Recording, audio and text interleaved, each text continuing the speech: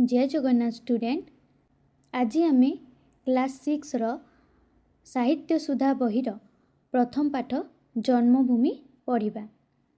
जदि तुम्हें आम चैनल को न आसीच तो आम चैनल को सब्सक्राइब कर, वीडियोटी को लाइक कर, शेयर कर एवं कमेंट कर। तुही माँ जन्मभूमि पवित्र भारत भूमि तोहरी संतान आंबे अटू सरबे। यार अर्थ हेउची कवि निज जन्मभूमि पवित्र भारत माता को वंदना करी कहिचंती जे आमे समस्ते तांकर संतान। तोर श्री चरण सेवा पाई मन प्राण देवा, गाइबा तोहर नाम आनंद रवे। यार अर्थ है आमे आमर मन और प्राण दे तांको पवित्र चरण सेवा करिबा एवं सारा विश्वरे आनंदरे तांकर जसगान करिबा। तो आनंदी होइबा सुखी, कांदिबा दुखरे तोर होइना दुखी। जन्मभूमिर उन्नति और आनंदरे आमे सुखी हेबा एवं तांकर दुखरे आमे समवेदना प्रकाश करिबा बा दुखित हेबा उचित। फर्स्ट पैराग्राफ रे एतिकी अछि। एबे जिबा नेक्स्ट पैराग्राफ को। धन्य महिमा तोहर नाही तार पटांतर, मस्तकरे हिमालय पर्वतवर। यार अर्थ है भारत मातांक महिमा अतुलनीय एवं तांकर सौंदर्य रो कोनोसी तुलना नहीं। तांकर मस्तक बा शिररे श्रेष्ठ पर्वत हिमालय विद्यमान। नेक्स्ट लाइन, दुई पारुषे जलधि ब्रह्मपुत्र सिंधु नदी, चरणरे विराजित महासागर। दुई पार्श्वरे सिंधु और ब्रह्मपुत्र भली विशाल नदी अछि एवं पाद तले एक गभीर महासागर रहिछि। विंध्य गिरिवर कटीरे गंगा आदि केते नदी शोभे शरीरे। एठारे कवि कहिसंती कटीरे। कटीरे रो अर्थ हेउछि अंटारे। अंटारे विंध्य पर्वत शोभा पाउछि एवं तांको शरीर रे गंगा भली अनेक पवित्र नदी प्रवाहित हेउछि। एबे जिबा नेक्स्ट पैराग्राफ को। जनमिले तो कोଳରେ केते सुर वीरनरे, रामचंद्र भीष्म द्रोण कर्ण अर्जुन।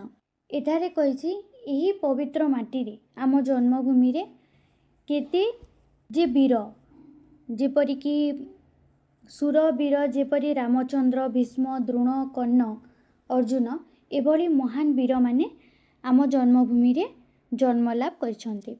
महाकवि वेदव्यास, वाल्मीकि, कालिदास गाइले पवित्र कंठी तोहरी गुण। वेदव्यास, वाल्मीकि और कालिदास को भली महाकवि माने भारतर गौरव गान करछंती। चैतन्यादि महात्मा जने प्रचारिले विभु नाम आनंद मने। एठारे कवि कहिसंती जे वेदव्यास, वाल्मीकि और कालिदास को भली महाकवि माने भारतर गौरव गान करछंती एवं श्री चैतन्य को भली महात्मा माने ईश्वरंक नाम प्रचार करी एही माटी को धन्य करछंती। केते केते पुण्यवती, केते पतिव्रता सती, केते वीर नारी, केते वीर जननी। एठारे कवि कहिसंती भारत मातांकर केवल पुत्र नुहंती, कन्या माने मध्य अत्यंत महान, जेपरि सीता, सावित्री, पद्मिनी और दुर्गावती भली वीर नारी पतिव्रता माने एही माटीर झियो बा दुहिता। समस्ते तोर दुहिता, पद्मिनी, सावित्री, सीता, दुर्गावती आदि केते वीर रमणी।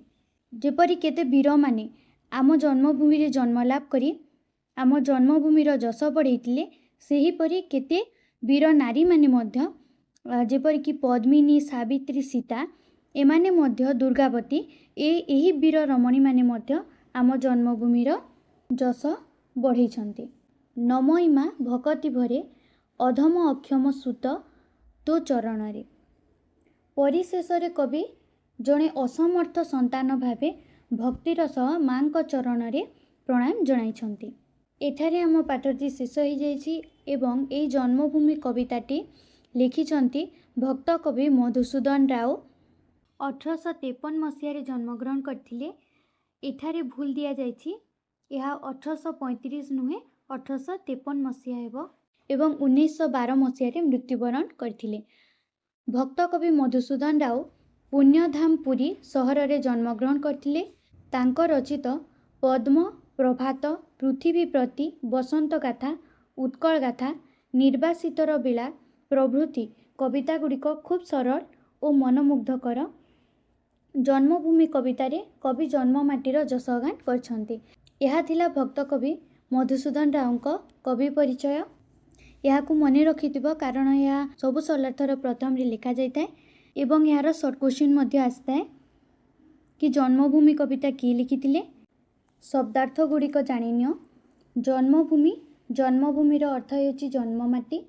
पवित्र, निर्मल, पुण्यमय, सरबे समस्ते, श्रीचरणै, पवित्र पाद तले।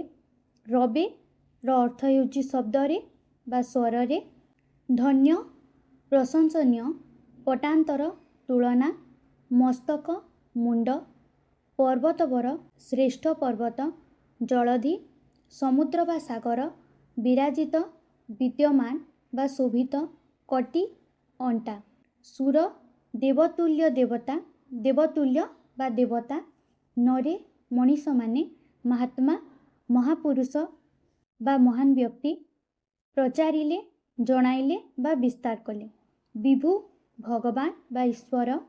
पुण्यवती, पवित्र बा धर्मिष्ठा नारी। दुहिता, कन्या बा झियो। रमणी, नारी। अधम, नीच बा सामान्य। अक्षम, असमर्थ बा शक्तिहीन। सुत, पुत्र। जदि भिडियोटी उपयोगी लगी थाए दयाकरी लाइक करंतु, कमेंट करंतु एवं शेयर करंतु। आपण परवर्ती भिडियो रे क्यों विषय रे भिडियो देखिबा को चाहचंती तळे कमेंट करंतु। एभली प्रश्न उत्तर, परीक्षा प्रस्तुति भिडियो, ओडिया रचना, व्याकरण भिडियो देखिबा पाई ओडिया एजुकेशन प्रो को सब्सक्राइब करी बेल आइकन को प्रेस करंतु। Thank you.